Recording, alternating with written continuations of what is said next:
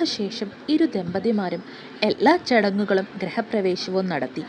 ഒരിക്കൽ പോലും കാശിയുടെ ഒരു നോട്ടം ശ്രീയിൽ വെറുതെ പോലും പതിഞ്ഞില്ല. അവനിൽ ദേഷ്യമാണ് മുന്നിട്ട് നിന്നത്. എല്ലാവരും ചേർന്ന് തൻ്റെ ജീവിതം, തൻ്റെ സ്വപ്നം, ഇഷ്ടങ്ങൾ എല്ലാം നശിപ്പിച്ചതിനോടുള്ള ദേഷ്യം മാത്രമായിരുന്നു അവന്. ശ്രീയുടെ മനസ്സിൽ ഇനി എന്ത് എന്ന ചിന്ത മാത്രമായിരുന്നു. എങ്കിലും പൂജാമുറിയിൽ ദൈവങ്ങൾക്ക് മുൻപിൽ നിൽക്കുമ്പോൾ അവളുടെ മനസ്സ് ശൂന്യമായിരുന്നു. എന്താണ് താൻ ചെയ്യേണ്ടത്, എന്താണ് താൻ ചോദിക്കേണ്ടത് എന്നവൾക്കറിയില്ല. അദ്ദേഹത്തെക്കുറിച്ച് തനിക്കൊന്നും അറിയില്ല. ഒരു രാത്രി കൊണ്ട് തൻ്റെ മാനം കവർന്നവൻ, തൻ്റെ ജീവിതം തന്നെ ഇല്ലാതാക്കിയ മനുഷ്യൻ, ഇന്ന് തൻ്റെ താലിയുടെ അവകാശി. അവൾ വെറുതെ കണ്ണുകളടച്ച് അങ്ങനെ നിന്നു. എന്നാൽ മറ്റൊരിടത്ത് അനുവിൻ്റെ അവസ്ഥയും അങ്ങനെ തന്നെയായിരുന്നു. കുറേ ആളുകൾ വന്നു പോകുന്നു. അവരോടൊക്കെ വരുത്തി തീർത്ത ഒരു ചിരി കൊടുത്ത് അവൾ തന്നെ മടുത്തു തുടങ്ങി. അവൾക്ക് ആ വീട് മൊത്തം ഒന്ന് നോക്കി. ഒത്തിരി ആഡംബരം നിറഞ്ഞ ഒരു വലിയ വീട്. ആളുകളുടെ കണ്ണുകൾ നാലുപാടും എന്തൊക്കെയോ പരുതി നടക്കുന്നു. അവളുടെ ഓരോ ഭാവവും നോക്കുകയായിരുന്നു ഒരു കുറുക്കനെ പോലെ അഗ്നി. ശരിക്കും പറഞ്ഞാൽ അഗ്നി അവളെ ചൂഴ്ന്നു നോക്കുകയായിരുന്നു.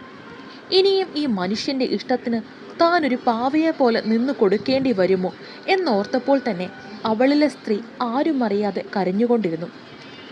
എന്നാൽ മറ്റൊരിടത്ത് ശ്രീകുട്ടിയുടെ വിവരമറിയാതെ കലി കയറി നടക്കുകയായിരുന്നു മനുവും അയാളുടെ മകൻ മിഥുനും.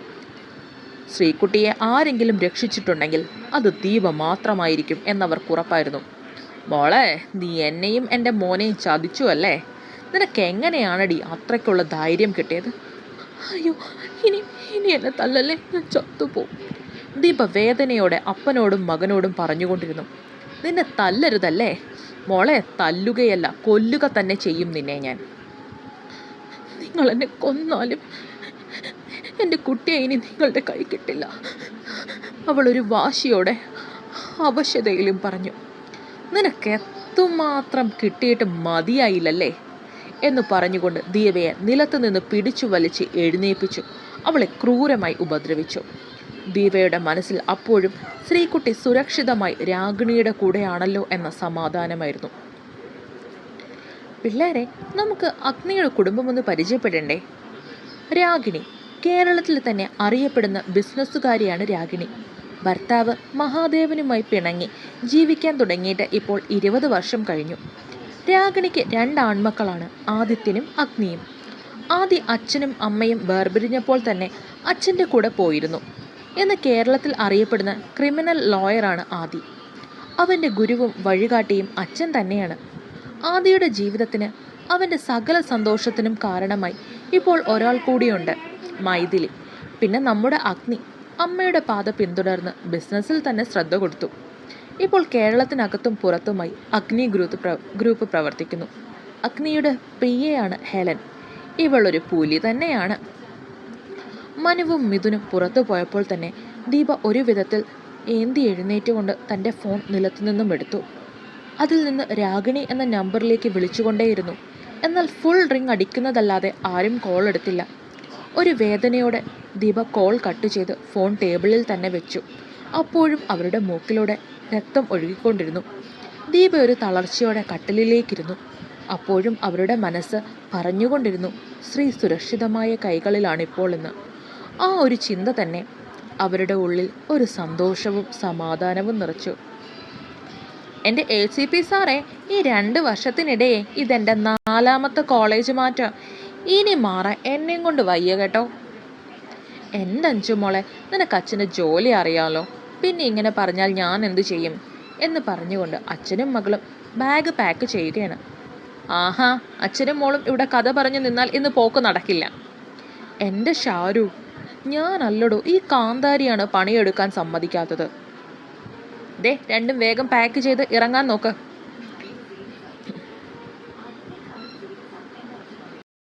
എൻ്റെ ഷാരു, ഞാനല്ലടോ, ഈ കാന്താരിയാണ് പണിയെടുക്കാൻ സമ്മതിക്കാത്തത്.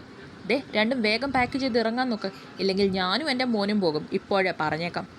അഞ്ജു, നിന്റെ മാതാശ്രീ കലിപ്പിലാണ്, വേഗം ആകട്ടെ എന്ന് പറഞ്ഞുകൊണ്ട് സിദ്ധാർത്ഥ് വേഗം പണികളെല്ലാം ഒതുക്കി. ഇതാണ് നമ്മുടെ ACP സാർ സിദ്ധാർത്ഥ് മേനോൻ.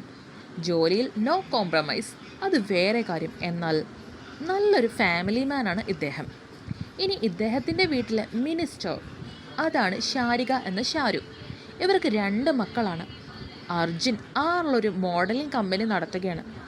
പിന്നെ ഒരു ചോക്ലേറ്റ് ഹീറോ ആണ് നമ്മുടെ അർജു. അടുത്തതാണ് നമ്മുടെ കാന്താരി, അഞ്ജിത എന്ന അഞ്ജു. സെക്കൻഡ് ഇയർ ബിരുദധാരിയാണ് ആശാട്ടി.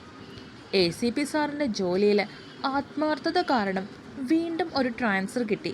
കോഴിക്കോട് നിന്ന് നേരെ എറണാകുളത്തേക്ക്. അങ്ങനെ എറണാകുളത്തേക്ക് വരികയാണ് കുട്ടികളെ ഇവർ. അങ്ങനെ സമയം പോയിക്കൊണ്ടിരുന്നു. രാത്രി ആഹാരമൊക്കെ ഒന്നിച്ചിരുന്ന് കഴിക്കുമ്പോഴും അനുവിൻ്റെ മനസ്സിൽ ഭയമായിരുന്നു. തനിക്കിനിയും ആ മനുഷ്യൻ്റെ മുൻപിൽ ചെന്ന് നിൽക്കേണ്ട കാര്യം ഓർക്കുമ്പോൾ തന്നെ ഭയം അവളെ പൊതിഞ്ഞു. ശ്വാസഗതി ഉയർന്നുകൊണ്ടിരുന്നു. അവളുടെ ശരീരത്തിൽ വിയർപ്പ് പൊടിഞ്ഞു തുടങ്ങി. മോളെ, എന്താ ഒന്നും കഴിക്കാത്തത്? രാഗിണി അനുവിനോട് ചോദിച്ചു. അതമ്മ, എനിക്ക് വിശപ്പ് തോന്നുന്നില്ല, അനു എങ്ങനെയോ പറഞ്ഞൊപ്പിച്ചു. അപ്പോഴും അഗ്നിയുടെ കണ്ണുകൾ അവളിൽ മാത്രമായിരുന്നു. പിന്നെ വേഗം തന്നെ 3 പേരും കഴിച്ചെഴുന്നേറ്റു. അഗ്നി ഒരു ചിരിയോടെ എല്ലാവരെയും നോക്കിക്കൊണ്ട് റൂമിലേക്ക് പോയി.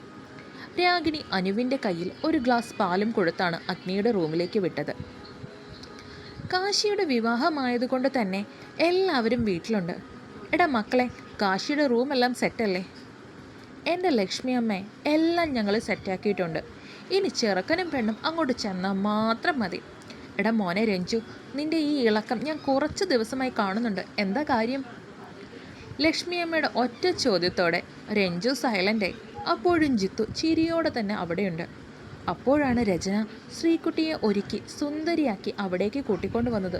നാത്തൂനെ നോക്കിക്ക്, ശ്രീകുട്ടി ഇപ്പോൾ കണ്ട സുന്ദരിയല്ലേ?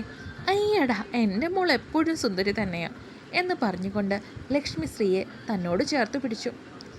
അല്ലമ്മേ, ഞങ്ങളുടെ ഏട്ടത്തി മിണ്ടുന്നില്ലല്ലോ. കണ്ടപ്പം മുതൽ ഈ ചിരി മാത്രമാണ് ഉള്ളത്. എൻ്റെ രഞ്ജു, എൻ്റെ മോൾ എല്ലാവരോടും സംസാരിക്കും. ആദ്യം കുട്ടി എല്ലാവരുമായി ഒന്ന് ഇണങ്ങി വരട്ടെ അല്ലേ മോളെ എന്ന് ചോദിച്ചുകൊണ്ട് ശ്രീയെ ഒന്ന് നോക്കി. ശ്രീ പതുക്കെ ഒന്ന് മൂളി.